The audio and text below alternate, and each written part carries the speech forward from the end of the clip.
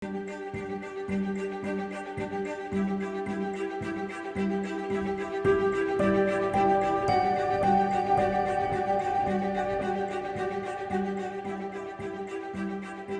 salah jika menyebut Medan sebagai miniatur Indonesia. Medan adalah kota multikultural dengan 6 agama dan 12 suku budaya masyarakat yang hidup berbaur di dalamnya. Keharmonisan antar umat beragama di kota yang berada pada pertemuan Sungai Deli dan Sungai Babura ini sudah terjalin sejak dulu.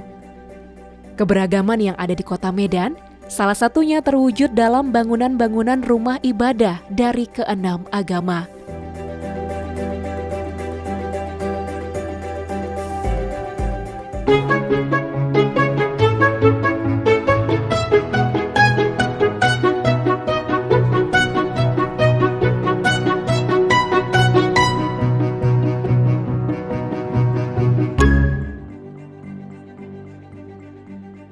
Masjid Al-Osmani yang berlokasi di Medan Labuhan adalah salah satu masjid yang menunjukkan keberagaman di kota Medan.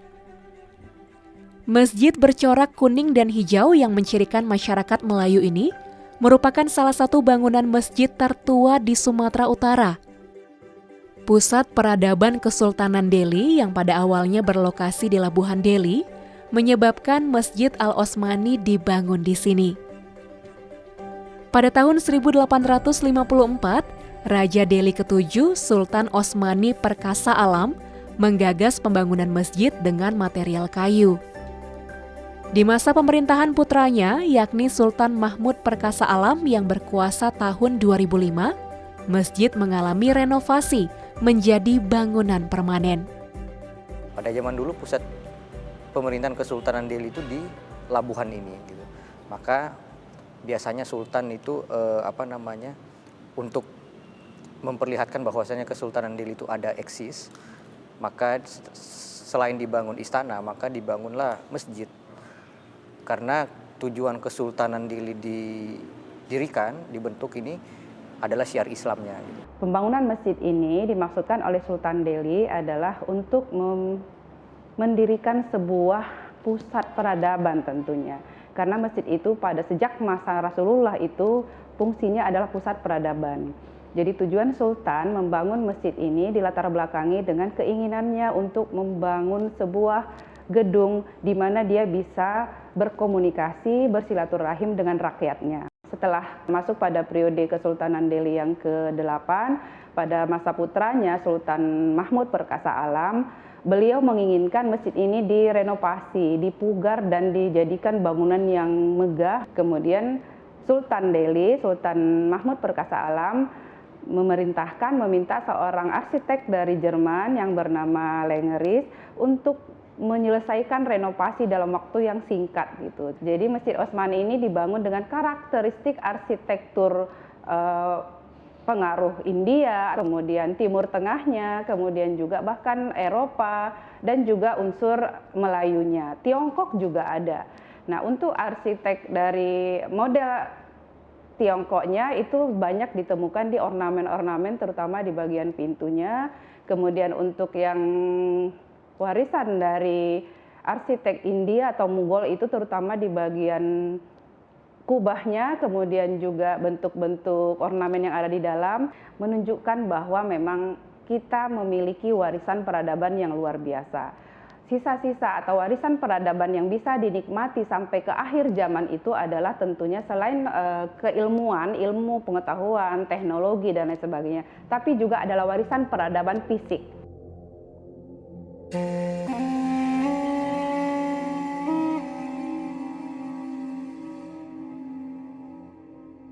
Pada masa kejayaan Kesultanan Melayu Deli, kehidupan perdagangan dan perkebunan berkembang pesat. Seiring waktu, masyarakat Muslim yang beribadah di masjid ini juga bertambah dan berasal dari beragam latar belakang. Masjid yang berdiri di lahan sekitar 2 hektar ini mampu menampung ratusan umat yang ingin beribadah. Tentang jemaah yang terdahulu lah ya, di awal kemunculan Masjid Osmani ini karakteristik jamaahnya itu masih homogen, Mbak.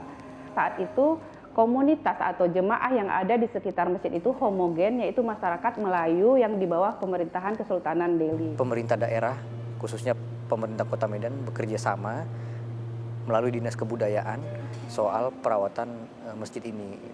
Misalnya contoh soal pengecatan, yang paling simpelnya ya pengecatan, soal makamnya dipugar atau mungkin soal atapnya atau bagaimana. Dan di sini tentunya tidak menghilangkan budayanya di sini tentunya gitu. Ibaratnya revitalisasi itu boleh, tetapi tidak menghilangkan corak budaya yang ada di masjid ini.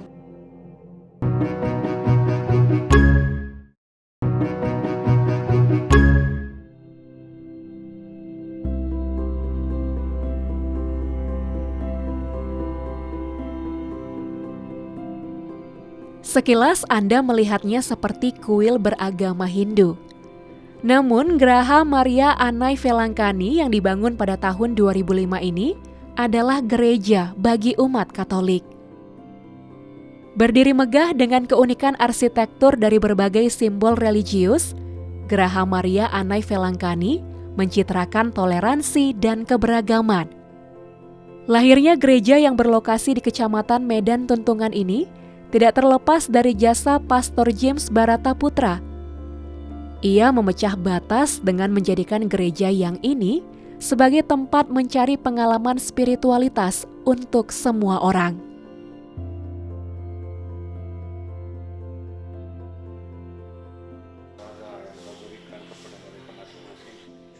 Saya adalah seorang misionaris dari India, dari Tamil Nadu, India Selatan. Diantar Tuhan utusan ke Medan pada tahun 1972 bulan Mei. Saya tiba di sini, ini berarti genap 50 tahun saya di Sumatera Utara. Ya.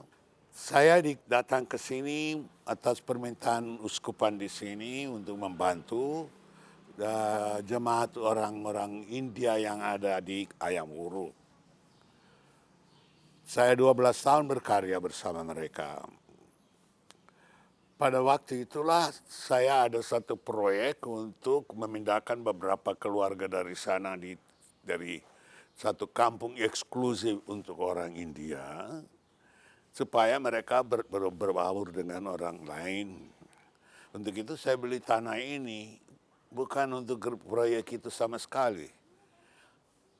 Proyek itu digagalkan oleh Tuhan supaya dia bisa bangun 20 tahun kemudian di sini. Itulah satu yang misteri, saya tidak mengerti.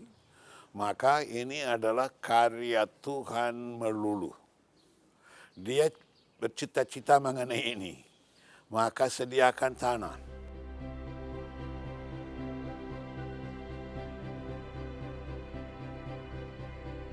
Graha Maria Anai Velangkani dibangun oleh pekerja amatir. Pembangunannya mengandalkan dana dari donatur. Johannes Tarigan, seorang insinyur lulusan S3 Jerman asal Medan, menawarkan diri untuk merancang struktur dan mengawasi pembangunannya secara sukarela. Nama saya adalah Johannes Tarigan.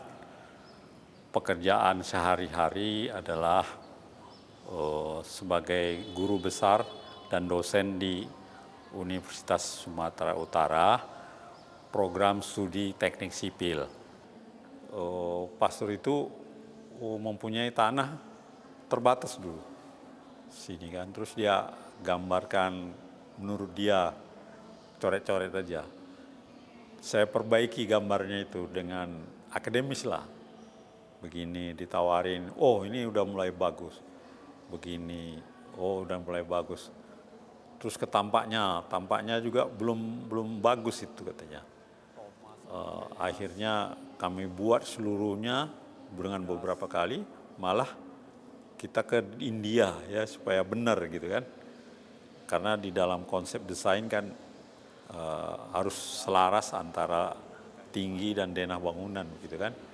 Terus kita nggak tahu di pastor itu dia kan dari India, sehingga nanti percis ada kayak sejenis kuil di sana itu, maunya ada seperti ini katanya. Jadi saya terjemahkanlah itu, akhirnya dapatlah gambaran seperti ini. Maka siapa-siapa yang mau mengambil partisipasi, mengirim dana, silakan. Jadi saya kasih nomor rekening untuk ini. Mulai saat itu mengalir dana, maka saya tidak pernah ada budgetnya berapa perlu dananya. Begitu datang saya belanja, begitu datang teman. Selama 3 tahun tidak pernah berhenti mengalirnya dana.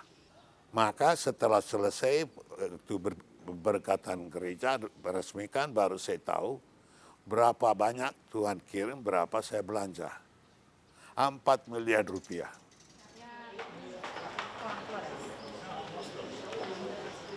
Kini Geraha Anai Velangkani telah menjadi destinasi wisata religi, tidak hanya bagi umat Katolik, namun bagi umat beragama lainnya. Keunikan dan kisah di balik berdirinya Anai Velangkani telah menyentuh hati semua orang tanpa memandang latar belakang agama. Dari semula saya tidak mau satu gereja Katolik dengan ciri khas Katolik. Di sini tujuan utama adalah orang-orang yang mencari pengalaman Tuhan, pengalaman rohaninya, perlu satu tempat yang hening, satu tempat yang tidak ramai. Di sana orang bisa duduk berdoa dan sebagainya dan mengalami kuasa Tuhan. Oleh karena itu ini dibangun bukan sebagai gereja Katolik, walaupun gereja Katolik dalam berbentuk lain, supaya semua bisa kerasan di sini. Maka arsitekturnya berbeda dengan arsitektur gereja-gereja normal. Maka saya mau meninggalkan sesuatu setelah 50 tahun berkarya di sini. Tugas saya sebagai misioner saya harus tinggalkan. Bagaimana saya bangun ini supaya dia akan teruskan apa yang saya mau sampaikan kepada dunia. Maka saya masukkan seluruh keyakinan, seluruh ajaran gereja Katolik yang saya mau sampaikan, masukkan dalam bangunan. Oleh karena itu, ini gereja sangat simbolis, penuh makna. Setiap batu diletakkan dengan tujuan itu. Karena saya mau inkulturasi iman saya. Ini bukan asing, bukan Eropa. Gereja Katolik bukan impor dari. Ini saya punya budaya bisa masuk di dalamnya. Inkulturasi. Jadi saya buat pintu gerbang dalam lokal. Kenapa saya pakai rumah adat Batak dan Karo? Karena Keuskupan Agung Medan ini anggotanya kebanyakan orang Batak. Penduduk di daerah ini kebanyakan adalah orang Karo. Maka saya masuk melalui pintu lokal melihat satu budaya yang berbeda, Indo-Mogol. Dan di sini saya memilih arsitektur Islam atau Mogol. Karena kita tahu kan Islam itu lebih menekankan bagaimana manusia hidup sebaiknya di dunia ini supaya memperoleh surga nanti. Dengan peraturan-peraturan segalanya aturannya mengenai bagaimana manusia hidup di dunia ini dengan baik. Kelihatannya dia ikhlas, jujur gitu ya kan. Bahwa ini dibangun bukan untuk dia gitu. Terus dibuat menjadi ide ini sebagai tempat penziarahan gitu, tempat orang berdoa sebenarnya kan. Nah nyatanya saya buktikan itu sekarang terkabul gitu ya. Kalau kita ikhlas, kita punya hati dan punya chemistry sama dia, itu ya kelihatannya satu ide gitulah. Makanya jadi ini. Sekarang manusia hidup terburu-buru, tidak tenang. Maka saya akan datanglah sebentar di sini. Alamilah alam ini yang hening. walaupun teknologi dan semuanya orang bisa bangga, kesombongan manusia itu kecenderung melupakan Tuhan, rohaninya terlupakan. Maka di sini akan diingatkan kepada ini. Kalian tidak bisa semuanya. Ada yang kuasa lebih besar. Ada. Maka kamu merendahkan diri di hadapan Tuhan, kamu akan ditinggikan oleh Tuhan.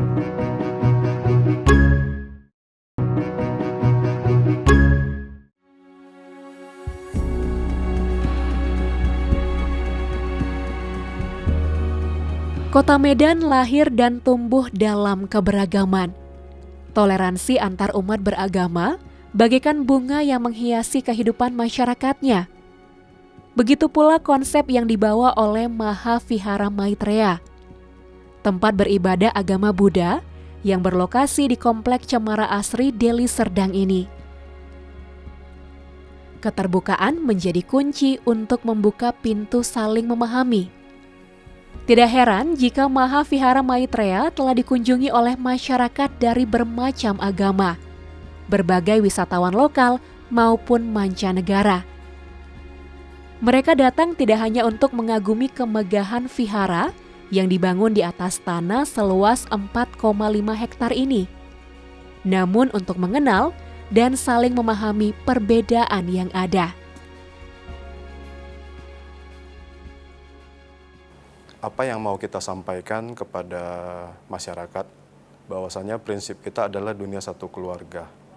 Jadi dunia satu keluarga itu artinya kita semua sama, tidak ada perbedaan. Dengan mengusung satu semangat untuk dunia satu keluarga, kita membangun satu rumah ibadah yang bisa menampung, mengakomodir lebih banyak umat, dan juga bisa menampung banyak wisatawan yang ingin melihat, mempelajari, dan merasakan suasana berbeda seperti itu. Untuk hari-hari besar, sehubungan dengan kita sebagai landmarknya wisata. Kita wisata bukan cuma sekedar lokal, tapi termasuk wisata mancanegara. Dan kita terbuka untuk semua orang. Nah, untuk salah satu event, kalau kita bilang Imlek.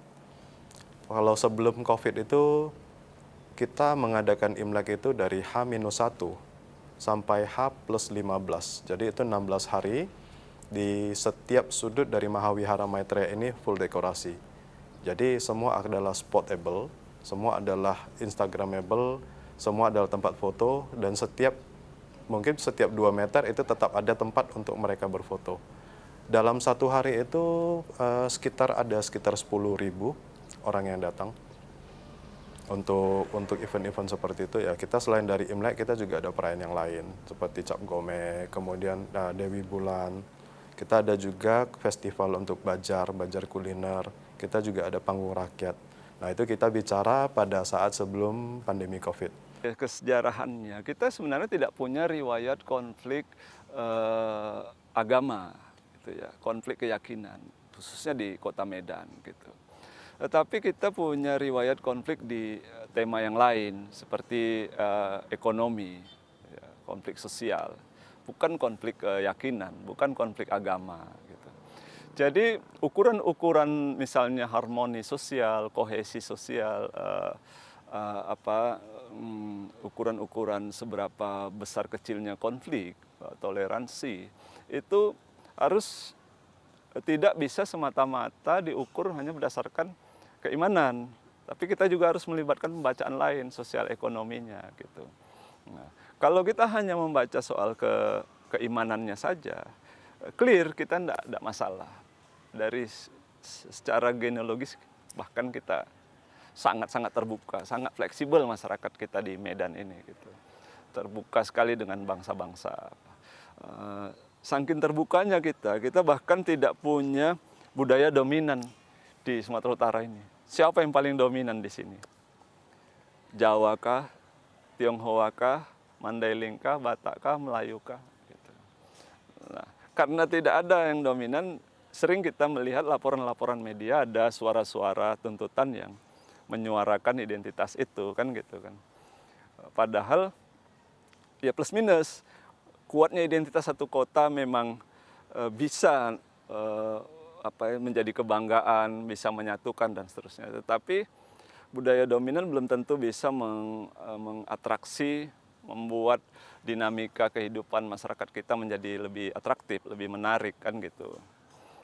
Jadi kita anggap ini sebagai kelebihan, bahwa pluralitas kita, heterogenitas kita itu adalah kelebihan yang kita miliki, anugerah dari Tuhan yang Maha Kuasa. Gaya arsitektur itu kita mengkombinasikan antara oriental klasik dengan arsitektur modern.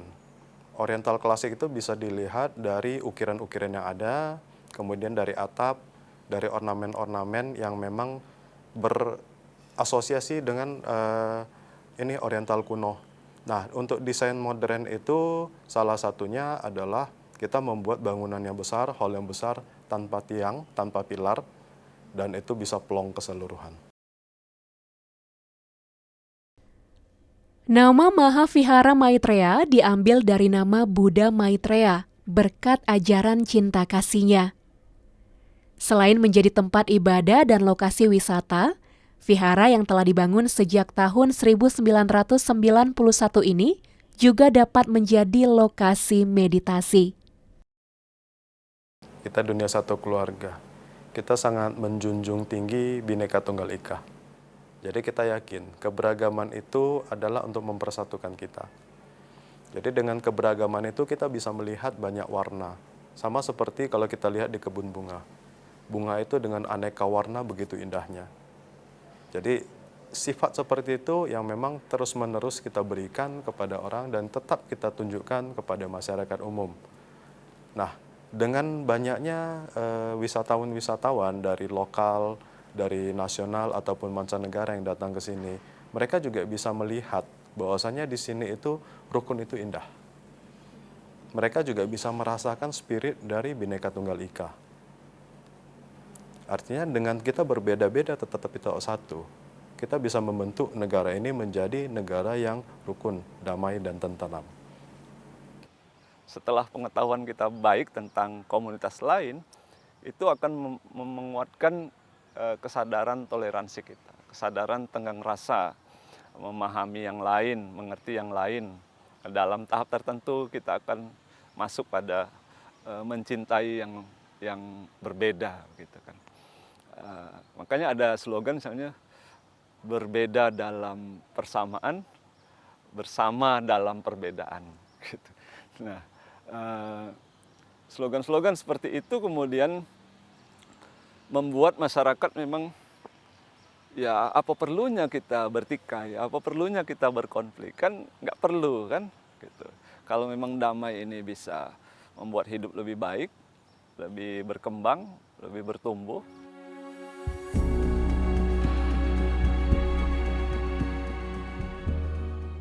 Medan menjadi bukti bahwa keberagaman dan perbedaan merupakan sebuah anugerah. Keharmonisan antar umat beragama telah berhasil dirajut sejak kota ini berdiri. Untuk itulah, Medan pun tidak akan berhenti untuk merawat simbol perdamaian ini.